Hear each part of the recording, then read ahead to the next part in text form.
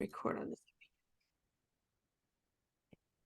Hey everybody, this is Tara with Vacations by Tara, and I want to introduce you to my wonderful husband here, who you see lots of pictures of, but you haven't met him before, really. This is Ian, and we wanted to talk a little bit about our trip that we just took to Paris and Normandy over the summer. So, and I started to do this by myself, and it was just more fun to have a conversation with Ian about it because this, of course, your favorite trip is always the last trip you took, but this was a great trip. Neither of us have been to Europe since, well, I was 15 and you were 21. Yeah, backpacker when I was 21. Yeah, so we haven't, and I was on a school trip, so I did the itinerary that I had to do, and I didn't get to do any of the other stuff. And Ian did what they could afford to do, um, which was Exactly. Paris was the last day backpacking on the way back to Amsterdam for their flight. So what did you get to do in Paris, Ian? I got to walk around a lot, and when you're backpacking on $20 a day, there's just not a whole lot. And we were at the end of our trip, so we were broke. There was no reservoir of money to tap into, and so we looked. It is a beautiful city, and we got to see a lot of it by walking around. Yeah, that's bad when you can't even afford the metro. Or it closed down, didn't it? It closed. Yeah, we had spent so much time out and about that we didn't realize that the metro was shutting down, and so we kind of got stranded out there, and we had to walk it all the way back to our flea bag hotel. And there's already a lot of walking in Paris. So in general in Europe, there's going to be a lot of walking. So if you're not used to a lot of walking and you're planning a trip to Europe in the next year, start walking. Just Yeah, start walking. Um, and get in as many steps as you can because this is Disneyland level or Disney World level walking. We were yeah, getting in 20,000 steps a day easy. yep, And especially in Paris, it's not all flat. There's a lot of steps in and out of the subway. So even if no matter if you're taking public transportation or Uber or a taxi or whatever, you're still going to walk a lot. So just yeah, start walking now. yeah. It'll pay dividends. It'll pay dividends later. Yeah, it will. So, all right. So I'm gonna throw up some pictures, and I'm sorry that my head will be kind of in the middle of them. At times. I'll try to move it around, but so I'm so glad you um picked that one picture. I so tell you what, I was that the picture of me pointing to the Eiffel Tower. I really was amazed because that was our first hotel that you booked us into for our trip, and we walked out of the hotel. Literally, if I were to turn around, the hotel was literally right behind me. And I maybe turned around, I couldn't 50 believe that I'm steps or looking at the so. Eiffel Tower. Yeah, you're maybe 50 steps from the entrance to the hotel. Right at Yeah, the most, at yeah, the most, and right there is the Eiffel Tower. We could literally walk to it. yeah. Easily walk to it. So Mhm. and that's what I wanted. I wanted a little bit of the stay to be kind of there down in the hustle bustle area. But I didn't want the whole stay to be there, so we'll talk about the rest of that later. So we just spent one night here. You'll have to forgive us. This is after we've been off the overnight flight where we got no sleep, none whatsoever. And I'll talk a little bit about this more deliberately. We got in at like 10 o'clock in the morning. By the time we got through customs into the hotel, it was maybe noonish. So we immediately went right there to this building, and there was a cafe there. Yes, we are looking no farther. We don't care how much it costs. That's where we're eating because we're starving. Um, And it was and a good choice. it It was a was an very good excellent choice. We place. we ended up eating breakfast there the next day, and Best omelet I think I've had in my life. It was absolutely delicious, and the coffee. Oh, the coffee was so good. we've kind of given up on coffee here. We don't drink much coffee at all. We might drink it if we're out. We drank coffee every day because it was so good. Cafe creme. Order Cafe cafe creme. Cafe creme is like half and half coffee and steamed milk, Milk. but Yeah. So good. Tried to order cafe au lait, and they looked at me like I was insane. But when I was there before, I remembered that we ordered cafe au lait. But when we got up to Normandy, we ordered cafe creme, and they looked at us like we were insane, and they said, "You mean cafe au lait?" Yeah. They call it different things, different So places, but it's delicious. it's regional, but it's fantastic. Yeah. Yeah, so this was we deliberately, when you get into a someplace that is a couple of time zones away, you want to make sure that you are staying awake the first day because you're typically going to get in the morning. You want to make sure you're not going into that hotel and taking a nap. So try to have a plan for that first day that is not something that requires a lot of energy, but you're also not napping in the hotel room. So we'll talk more about what we're going to tell you what we did kind of this first day. So first day we just kind of walked around. We changed clothes, we freshened up, and we just kind of walked around this whole area around the Eiffel Tower. And it didn't look so great right now because they're doing renovations for the The Olympics next Olympics. year. Mhm. So a lot of stuff was torn up, but this area, I mean, it's going to be fantastic after they get it all done. There's going to be gardens right below this wall there. Um, easy, pretty easy walk from the Eiffel Tower over here. And if you just keep going another block or so, there was a lot of cafes and shops and stuff through there. So we walked and we walked and we walked. And then we used the handy dandy two apps that are very useful when you're traveling is Google Maps, because Google Maps will give you the options for public transportation. So it would pull up, here's a couple of different subway, bus, train options to get where you're going, which was great. And Rome to Rio is another one. Rome to Rio will actually put in approximate costs for taxi, ride shares, public transportation. It'll put in approximate cost, and it was pretty close. So, two great apps to use or websites to use while you're traveling. So, we Yeah. said to Rome to Rio was, I had never heard of that until you introduced me to it. Absolutely amazing. Absolutely amazing. Rome to Rio. That was a great app. yeah. And so I what do you do, Tara, whenever you're in the first day in Paris, and you're trying to keep yourself awake and not get jet lagged? Well, you go to a cemetery, of course, Well, why right? not?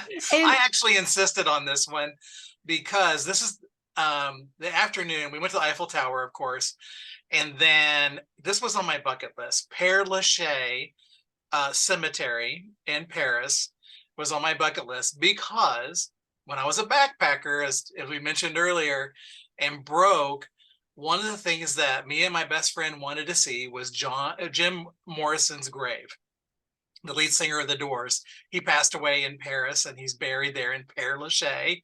Yep, Tara's pointing to it right there. And again, we walked everywhere and we hiked it. I mean, we hoofed it out to this cemetery, and we got there at 6:05 p.m. and it was closed. It closed at 6 p.m. I have never before in my life contemplated breaking the law by jumping over a wall in all my life, because we had walked forever to get there. But again, I didn't want to spend the night in a Paris jail, so we didn't do that. But I put it on my bucket list. I've got to go for the both of us. And so Tara was like, "Okay, that's something we can do to keep ourselves awake. Let's go to Père Lachaise and see Jim Morrison's grave." All right, check that off the bucket list. But as Tara was talking about the two apps, what was really interesting was Google Maps has mapped Père Lachaise Cemetery. You can look, we looked up Jim Morrison's grave. I tried to Google it to try to determine where, because it's big, where in the cemetery it was at. And Google Maps came up and it gave me the walking directions exactly how to get there. It was amazing. There's some other people who are really famous people who are buried in Père Lachaise. We started plugging their names in, and we were able to find their graves using Google Maps. Who knew? Yeah, it was super easy. Now, in hindsight, we were pretty tired by this point, and maybe all this walking was not the best idea, but it did keep us It awake. did. It did. And we saw Chopin's grave and a couple of other ones, but it's just a beautiful cemetery and it's quiet there. I could definitely see taking a baguette out there and having a little picnic and um they had Yes, very benches interesting. set Very around, interesting. and so a lot of the graves were like this, like the tombs, and you can see some of them, the doors have fallen off, beautiful stained glass in there. Um, Many of them had beautiful stained glass. It was just very interesting to walk around and see the different graves. So, and Google Maps, what's very helpful is the subway entrance. The subway is right across from the entrance. Yeah. So you basically we came up out of the subway and the entrance was right there across the street. So very, very easy to find. And it was just a cool afternoon to walk around. Yeah, especially if you're looking for something free to do in Paris, it's a great way to kill a couple hours And they and do see a close different at part of the 6. city. They do close at 6 and about quarter till they start ringing bells, and that's your cue to start leaving. Mhm.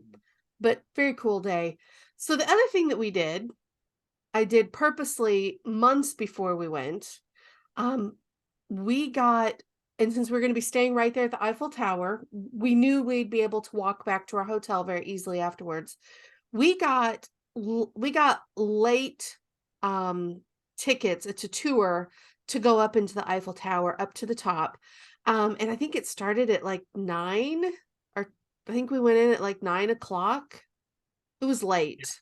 it was late. It was Mhm. late, and by this point, we had some regrets, but I think overall, it was probably one of the best things we could have done because it made us stay up, and then we slept for, like, 12 hours straight. Yes, it was straight back to the hotel and to bed. Straight to bed, and, here's another tip. I'm always awake 6:30 in the morning. Always. Always, always, always. On vacation, it doesn't matter the time zone. I'm awake at 6:30 in the morning.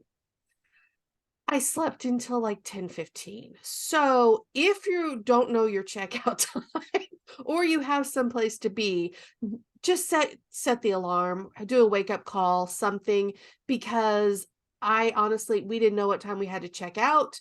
And I woke up in a complete panic thinking it was 10 o'clock. We are going to have to be out of there by 11, and just stressful start to the day. So just go ahead Yeah. and set an alarm if you have anything to do. Hey, Tara, Uh-huh. the one thing I would tack on about avoiding jet lag, of course, keep yourself awake, be active, don't take a nap. And I would say also from experience, don't drink alcohol And on drink a that lot of first water. day. Yeah, I did that when we were backpacking. We flew into Amsterdam, and of course, Ams young young Amsterdam. folks. Where do you want to go? You want to go to a bar, and so we went down to a bar and we were drinking Heinekens, which is really in Holland is absolutely fabulous. And we were taking the subway back, and I literally could not hold my head up. I was falling asleep on the subway, and I was trying my best to keep my eyes open and keep my head up, and I couldn't do it.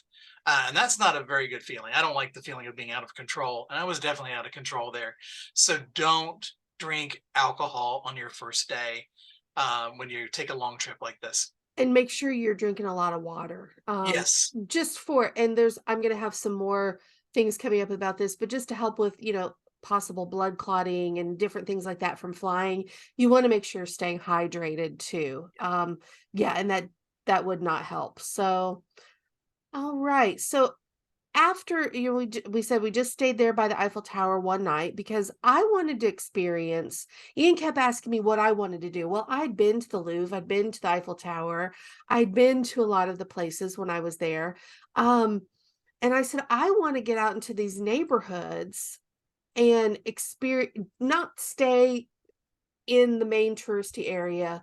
I want to get out and experience a little bit further away and experience some of the local stuff. Just kind of be in the neighborhoods, eat at the cafes, which we even found there by the cafe we liked by the Eiffel Tower. It was a lot of locals. It seemed like it was a lot of locals. There were almost no English speaking people in the cafe there. And we'd see kids on their scooters taking the baguettes home and stuff like that. So even in that area, there were a lot of locals, but of course, there's more tourists than locals in most of these places. So we moved out to the Montmartre area. And Montmartre is where you see Sacre-Cœur, which is the big white church. I have some pictures of that here in a minute. And we were what 3 blocks away from the Moulin Rouge, Right. but it's not as common to find tourists staying in hotels out in this area. So all of the cafes that we went to, it was all locals. Um, I think the one restaurant I have some pictures of here in a minute, there were a couple of tourists in there. And once you get up to Sacré-Cœur, there's going to be a lot of tourists. This is now a big attraction. This is called the Love Wall. You can see the lady up here. It's love written in almost 200 languages on here. And you've probably seen in Paris, people put the locks on the bridges and then throw the keys in the river. That's supposed to mean that your love is locked and will last forever. Well, they've kind of asked the people stop doing that because of keys in the river is bad. Um, and it was just getting so heavy on the bridges. So you do see, though, the locks all different places around. And of course, in front of the love wall, there's going to be lots of locks. And I just thought this one was really pretty. Some of them are very intricate, some of them are just plain locks, but it was just a nice area. And this area is one of my recommendations.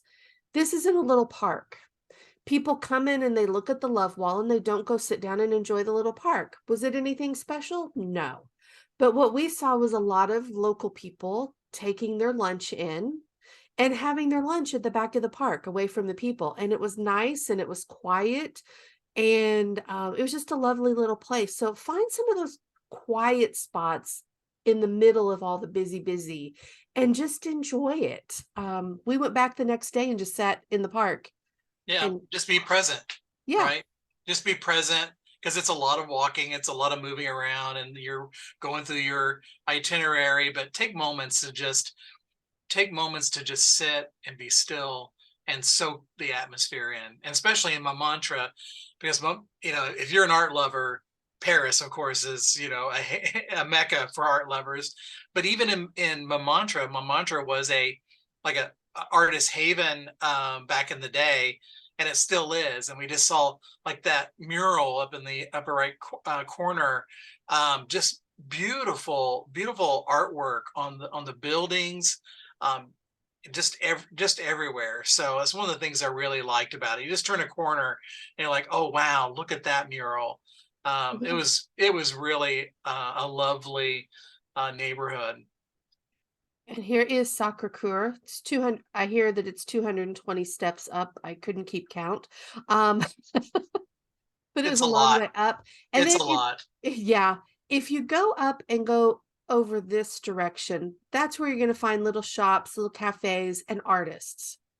So here's my tip for this is if one person wants to get their portrait done up there with the street artists, there's two ways to get it done. There's the people that are kind of just flocking to you like seagulls, and they're relatively cheap. Some of them are good, some of them are not. And what they'll usually tell you is that if you don't like it, you don't have to pay for it.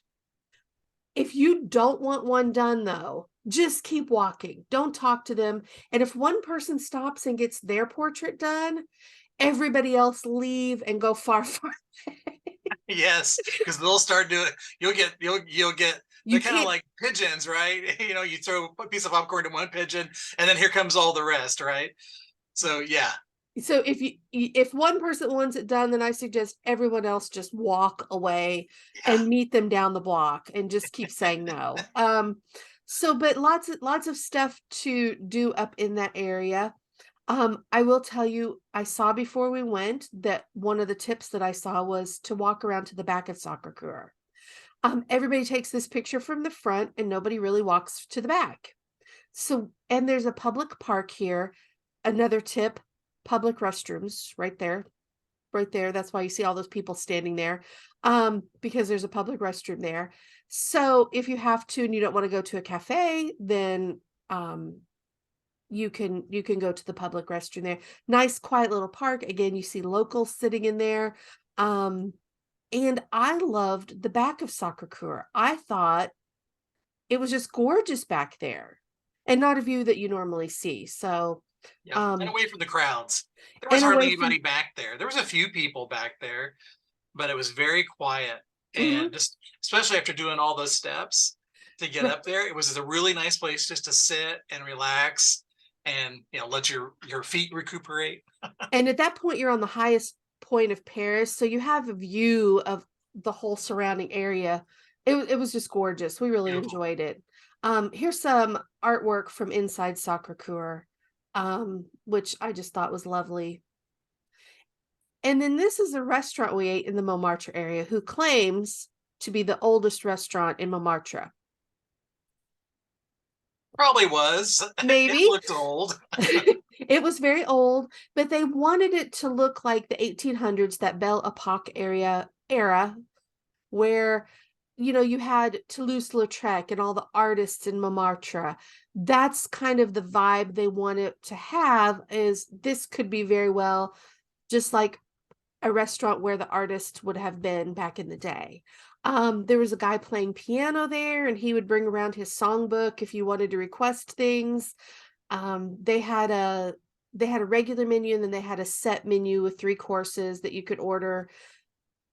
It was really good. It was very good. I think And it a has pro some. tip here on this one, we found out about this restaurant because, and this is something that Tara and I always do, talk to the person behind the counter at your hotel or to the concierge, right? And ask them, where would you go to eat?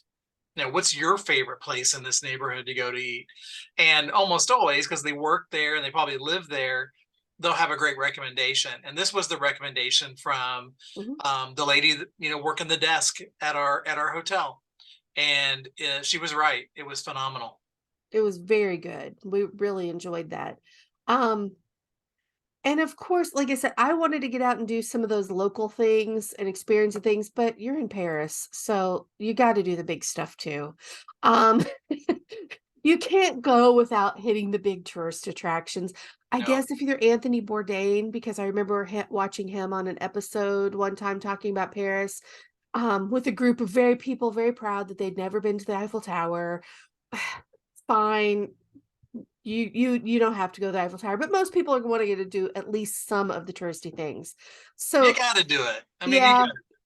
so here and there's a reason why they're touristy because Yeah, they're really yeah. cool and they're gorgeous most of the time. So this is obviously Notre Dame, and you can see the walls in front of it while it's under construction and it hasn't reopened yet. Um, it's disappointing not to be able to go in. I went in when I was there before, but Ian did not. So that was disappointing. But what I found very interesting is how they have filled those walls with information about the restoration project and about the people doing the restoration and about the fire. Um, it was very interesting. So I thought it was a good addition. And what's really cool is they've set up bleachers out there in front of this wall, and you can just sit there and watch what they're doing all day. And there were a lot of people out there just sitting, um, which was kind of nice.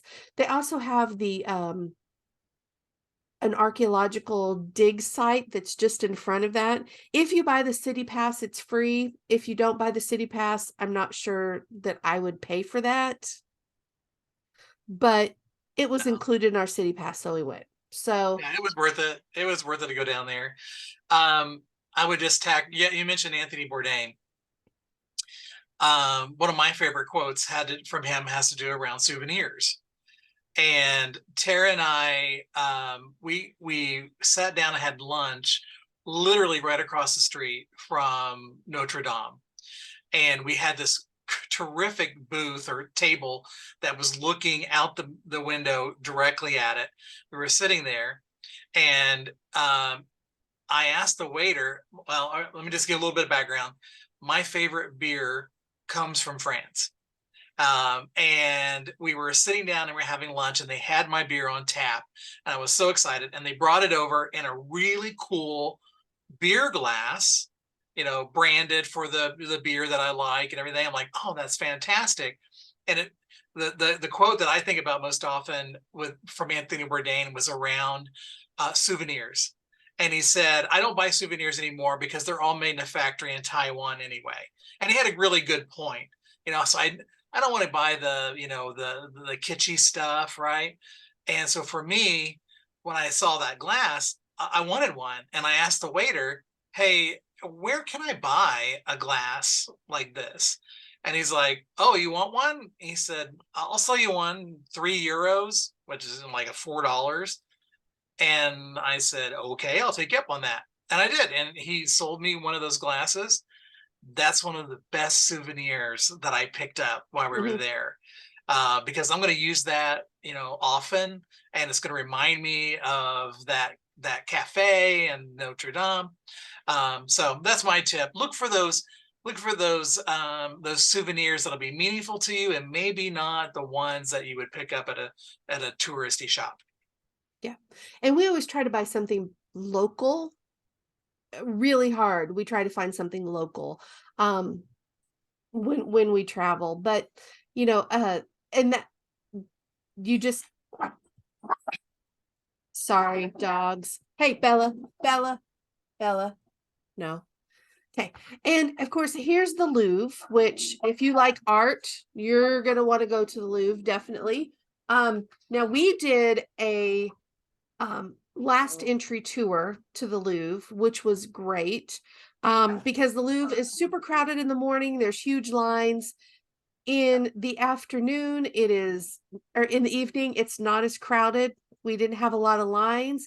And our tour guide, yes, we could have just walked through the Louvre on our own, but our tour guide was phenomenal. And he told us stories about things we never would have known. Um, and it was super interesting. I was so glad we took a tour instead of just doing it on our own. I think Um, one of the I think one of the best things about that tour, Tara, you're right. He was very knowledgeable, and he was an American who had a master's degree in art history, so he was full of the great stories about the background on the art that we were looking at, and so that was wonderful. But one of the best things about that tour that Tara found for us was it had skip the line entrance. That is so important because the lines are long at the Louvre. We walked straight up to security and walked right through, and that way we were able to maximize our time. And he made sure that we saw all the big ones, right? right. All the big ones that you And would expect to see. And the skip the line not only meant did we not have to stand in line to get our tickets, we went through a group line for security, which is easier too. So, that was worth it to That me. was a fantastic find, Tara. Yeah, I was glad about that. So I kind of mixed up our museums here a little bit because we did later go to the Orsay, which is where we saw the water lilies and Gauguin and Van Gogh, and we really like the Orsay a lot. So I would recommend if you like art, getting the Orsay and the Orsay Orangerie on your list because it's just every room you walk in, it was like, I've seen that. You turn a corner and you go, oh my gosh, there's another master. Yeah, There's um, another painting from a Van master. Van Gogh's original Starry Night is there, and it's not the one that we all know. There's multiple versions of it. So, this was before his mental health really took a downturn, and it's a different painting, same theme, but that was really cool. So, this is of course in the Louvre. We saw that on our tour. And he did make sure that we saw all the big things. You know, we saw the Winged Victory, we saw the Venus de Milo there. Of course, we saw Mona Lisa. But found some gems that I might have stopped and looked at, but not really known what it was. But I thought this one was gorgeous. This is Psyche and Cupid. Um, and he told us the stories behind all of these. More information than I knew before about the Venus de Milo. I learned a lot about the Winged Victory and the Venus de Milo, um, and the Mona Lisa. I had no idea that the Mona Lisa wasn't a thing until it was stolen at one point, and then it became famous for being famous, but had never been famous before. So, um, the guy who stole it actually did them a big favor, apparently. Yeah, and he also made sure we saw the other Da Vinci's. Da Yes, Vinci didn't paint a lot. but he There's said only a handful of paintings, like there's like maybe there's like 10. 7 or 8 in the Yeah. world, and they've got 4 or 5 of them at the Louvre. So he made sure we saw the other the Da Vinci paintings besides the Mona Lisa. And yes, we saw the Mona Lisa too. He made sure we saw that. Yep, of course. That's where your tour ends, and then you must leave the building. Yes. Exit to the gift shop, please. So and there's a mall there too, just That was FYI. one of the biggest surprises about the Louvre There's was an number one, it's a mall. there's an There's a underground shopping mall. center in it. And Yep. the second thing, where we started our tour, I did not know the Louvre was built upon the ruins of Roman fortifications. And when they were building up the original palace of the Louvre, they just buried all those fortifications, the walls of the original fortification. It's buried it all. And so when they were redoing the Louvre, they were restoring the Louvre, they dug all that out. And it was an amazing, the basement of the Louvre was one of the most amazing parts of that tour. It Yeah, it was was very really cool. interesting. It was very interesting. So get yourself a good tour guide because you're going to learn a lot more than you think you're going to learn. You're not just going to see pretty things. Yes. So we had a whirlwind like 5 days in Paris, and then ta-da, so we planned to go up to Normandy. We took a train, we went up to Normandy, and stayed in Bayeux. And I surprised Ian with a slight upgrade from the original hotel I had booked to this chateau. And he didn't know anything about it until we pulled in, basically. Right. Surprise! We're staying at a chateau, a country So estate. beautiful chateau. It's out in the countryside. It's 15 minutes away from Bayou. I would recommend that you either go to stay there for 2 days and not really leave the property, or rent a car because it is 15 minutes out. So that's like 50 euros every time you go in and out of Bayou. And that does add up. But driving looked like it was going to be very easy there. They drive on the same side of the road that we do. Um, the signs were very recognizable. It wasn't super busy. So we think we could definitely do that the I next. would totally feel comfortable driving next time. Yeah. So just some scene around the chateau. And then this is a tree house. So I was kind of thankful we didn't get the tree house because it was spiral steps up. And at that point, my feet were done with steps. Um, but they had a pool on property and it was just gorgeous. Service was incredible. We'll talk about some of the food here in a minute.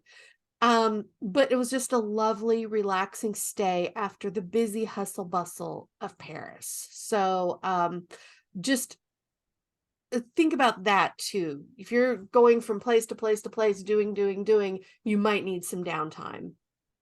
Um, one of the reasons why we wanted to go to Bayou is because of the Bayou Tapestry and just the history of Bayou. So, do you want to kind of just quickly tell them what the Bayou Tapestry is? Yeah, this is one of my I'm a history geek. I got an undergrad in history, so I'm always interested in the historical stuff.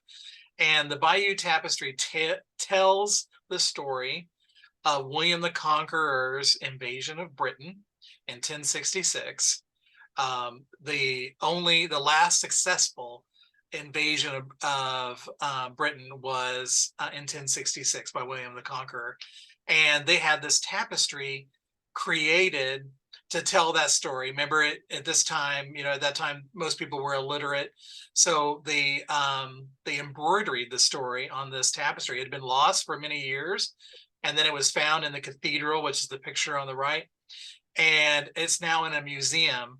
And it was super interesting. I know, Terry, you love history stuff too. Maybe not as much as me.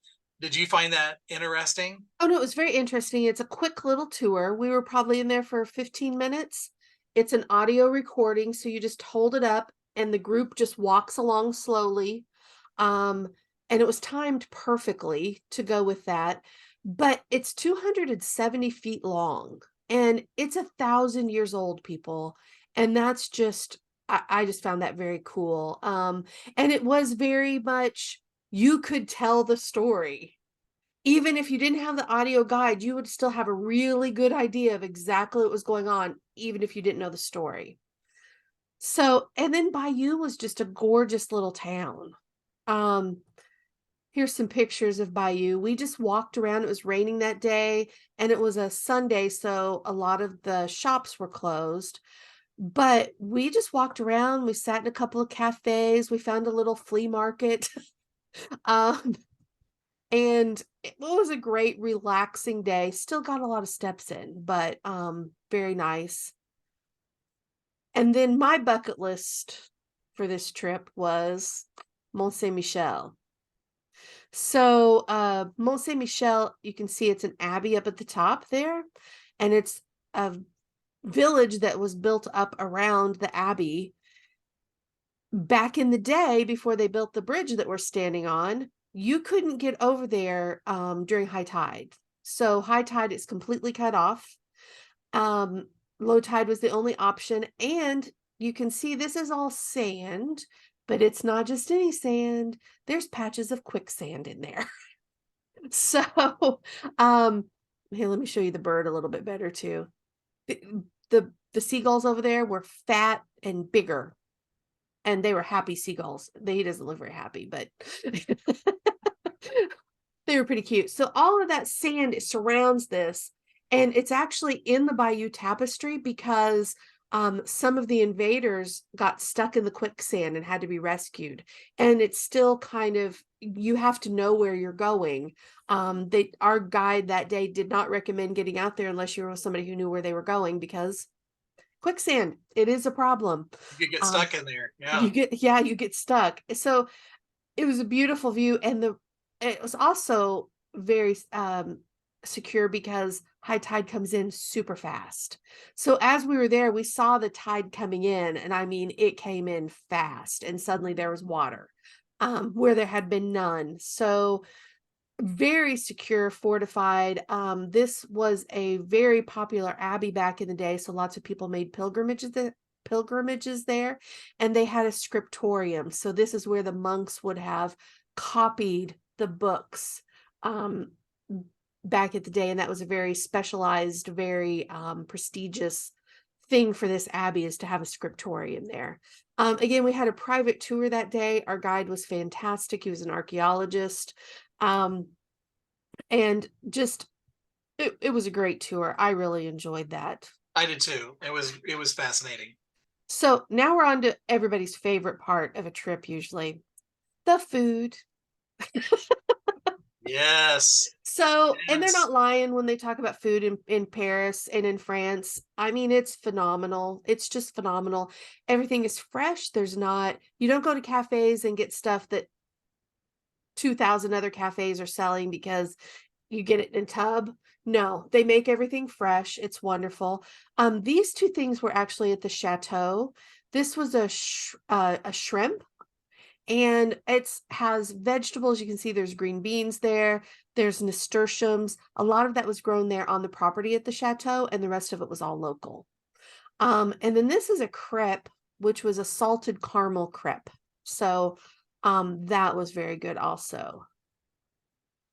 Here's some of the other great food we had. We ate mixed charcuterie boards. Charcuterie means meat. A lot of people in America think it means a meat and cheese tray. If you order charcuterie, that is meat. You can order a mixed charcuterie, which is meat and cheese. But if you just order charcuterie, you're only going to get meat. And we ordered that several times for lunch and split it, or just if you want to go pee and you want a nice clean bathroom, you go to a cafe, order something cheap and a cold drink, and then you get to use their bathrooms, which are almost always in the basement. Just There's FYI. another pro tip. There's another pro tip. And you can see in the picture on the right, you can see the basket of bread that they brought out. Oh my gosh. It's so true, folks. It is so true. The French know how to do food. I mean, Yeah, they do. And we they do. ate, we did takeout. We would go into one of the little bakeries where they'd have sandwiches and pastries.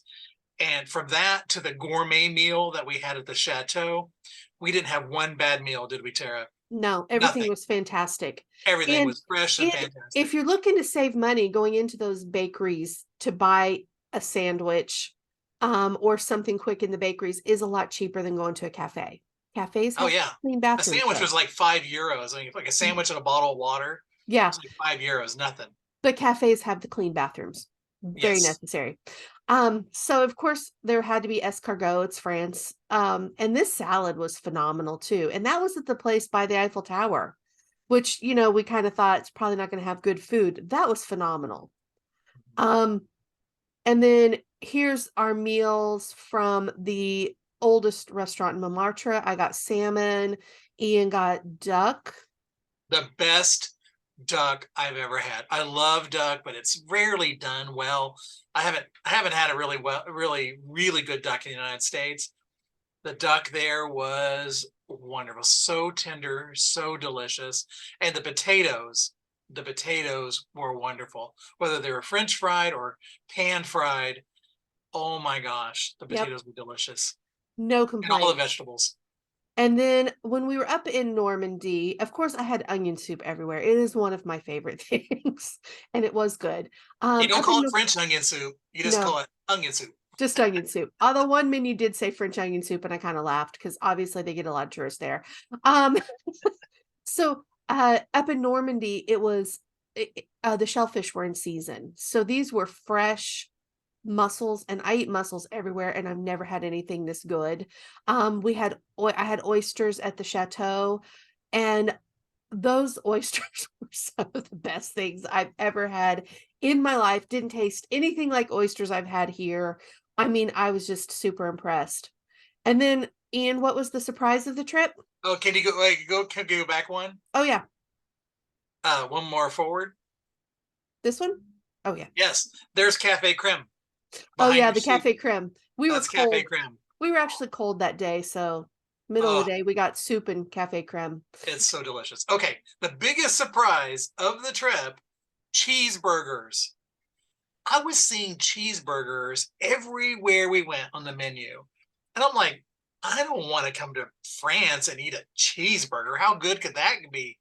Well, one afternoon, we were sitting down to eat lunch at a cafe restaurant, and I'm like, I'm kind of in the mood for a cheeseburger. So okay, fine. I'm gonna be an American. I'm gonna get a cheeseburger. Holy cow! The French love cheeseburgers and they know how to do them really well. We had a couple cheeseburgers on the trip and they were delicious. And that one that Tara has on the picture there, I think is probably the best cheeseburger I've ever had. It It was the was most just delicious. it was also the most expensive cheeseburger I've ever had, but by that point I was like, I'm getting it. It's going to be fantastic. That was at the chateau. And but it was totally worth it. It And was then true. I mean, they're really, really good at it. Yeah, we were eating at Montmartre and no, no, we were eating at Mont Mont Saint Saint Michel. Michel. And our tour guide, again, you always ask the locals, at least I do, always ask the locals, what would you get? What do you like? And this was his restaurant that he suggested because he gives tours there all the time. He knows where the good stuff's at. And he said, try the lamb sausage. I love lamb. And that sausage was some of the best sausages I've ever had in my life. And yes, the French fries are delicious. They're They are really really good. And what just quick funny story kind of. This area they raise a lot of lambs and they're right there by the ocean. You saw the pictures of the ocean there. So where the water raises and goes down and plus the salt air, the grass near the water is very salty. So you'll see this on the menu. It's pre-salted lamb because the lamb tastes salty because they ingest so much salt directly from the ocean. So anyway, just fun fact. And then this was a surprise for me. I This was actually at the last hotel. When we went back to Paris, we went back just for one night. We stayed out by the airport for our flight out the next day. And hotels by the airport, food's iffy, it's not always the best. And I ordered that as an appetizer. That was amazing. It was shrimp and I forget what all. There was some, I think, avocado, and then that's like a beet drizzle on there. That was an amazing appetizer. And the rest of the food was pretty good. It wasn't the best food we had the whole trip, but it's better than I've had a lot of airport hotels. And let's just say inexpensive airport hotels. That hotel was not a high-end hotel, and we got food that was just phenomenal. They know how to do food. They do, they They do. really do. So, what was the favorite thing you ate, Ian? Favorite, well, it was the duck for sure. We went to a place that it was called Marmite, and it was just a corner cafe restaurant. It looked like maybe it was part of a regional chain, and the duck was so tender, but also sliced potatoes that were skillet fried. They were phenomenal. They were absolutely phenomenal. I mean, I didn't have a bad meal at all, but that one stands out in my mind. Yeah, that was good food. How about you, Tara? What was your favorite? I don't know, those oysters and those mussels Yeah, they and were really good. that cheeseburger. I mean, I just everything was excellent. Like I said, it's all fresh. You just kind of can't go wrong with the food there. I don't think. I'm sure somewhere, someplace they have bad food, but we were pretty We impressed with couldn't all of find it. it. We couldn't find it. I think Tara, the food, yeah, that was the cheeseburger was the big surprise in the food. But I think something else that stood out to me was how nice the people were. Yes. Paris and France in general can get a reputation, I think, of being rude, being rude to tourists. I think in the past that's probably been, something that they've earned, but I was kind of bracing myself, for that, and absolutely didn't run across rude people at all. Just the opposite. Everyone was so friendly. We'd ask waitresses, how do we get to this place? We're trying to go to this place. How do we get there? Go out of their way to tell us how to do it. Mhm. When we came back from Normandy at the train station, of course, they don't have windows anymore. You have to go to kiosks and you have to order tickets. And we were struggling. We were struggling to figure out how do we get tickets out to the airport. And there was a girl standing there from the train company, and she was doing customer service. I'm like, well, all right, I'm gonna give it a try. Let me see if she can give me some guidance here. And she was so nice. She walked us over to the correct kiosk. She tapped all the buttons. I put the payment in. She had the tickets printed out, and then she told us exactly where to go, which metro station to go to start getting out there to the airport. And I thought, if anybody deserves a tip, this girl deserves a tip. So before I allowed her to walk away, I called her back and I tried to give her a €5 tip, and she absolutely refused to take it. She said no, it wasn't necessary. I mean, Tara, what do you think about just the general attitude that we experienced You when we were both Paris and Normandy? That was my second time in Paris, and in France, and I had never when I was a kid, I never recalled anybody being rude except one cafe we were at in Nice. But no one else was rude at all.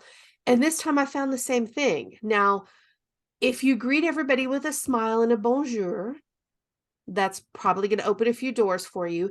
And also just understanding a few things about cultural differences. So when you're in a restaurant, um, they feel it's rude to come and bother you. They don't earn their money by tips. They are not trying to turn those tables over quickly. You are not going to get your appetizer and then 2 minutes later get your meal and then have your dessert piled on top of that. And the wait staff is not going to come over and constantly ask you if you need anything. They feel that that's rude to come and disturb you while you're dining and having conversation. So people presume that that is rude, but that's just a cultural difference. They find our serving staff in the US just, they find that very rude because they're constantly being interrupted and they feel rushed. So meals take around 2 hours and you do have to call them over if you want something. Yeah, and when you And call them over, they come right over, mhm, and they're mhm, helpful, but they're not going to hover around you. And here's another difference. You order all at once, right? They give you plenty of time to look at the menu, and then when you call them over, when you're ready to order, you order your appetizer, you order your entree, you put your drink order in, you put your order in all at once, and then they'll bring it out, to you, all at once. Maybe your appetizer first, then your entree will come second. So it's just different. It's just a different way that they handle table service in Europe. It's not bad, it's not great. It's just different. yeah. So definitely do understand cultural differences when you're going someplace because you might perceive it as rude, but it's really just a difference in culture. Um, and like Ian said, we ran into one rude person. I did, but it's because it was 5 minutes until closing and she was rude to everybody. She was done. She wanted to Equal be out of opportunity there. rudeness, right? She wanted to go home and she was done. And there was some eye rolling and some rudeness, but I get it. I've worked jobs where I was dealing with that and I want the store to be closed and go home too. So I totally got that. But yeah, it was a great trip. And we would love to help you, or I would love to help you. Ian's not going to help you with it, but I would love to help you if you're interested going to France. To plan your trip or any other European city. When you work with me, I take care of all of the little details. We do talk about cultural differences before you travel. I give you some tips like that in our pre-travel phone call and emails that you receive from me. So, would love to take care of you. Here's my contact information. If you have any questions about anything we talked about or um, about France or travel in general, just leave a comment here and I will get back with you as soon as I can. But you can contact me easily at any of these ways. So thanks for listening, guys. Thanks, Ian, for talking to me. I'll see you downstairs here in a few minutes. Okay, au revoir. Au revoir.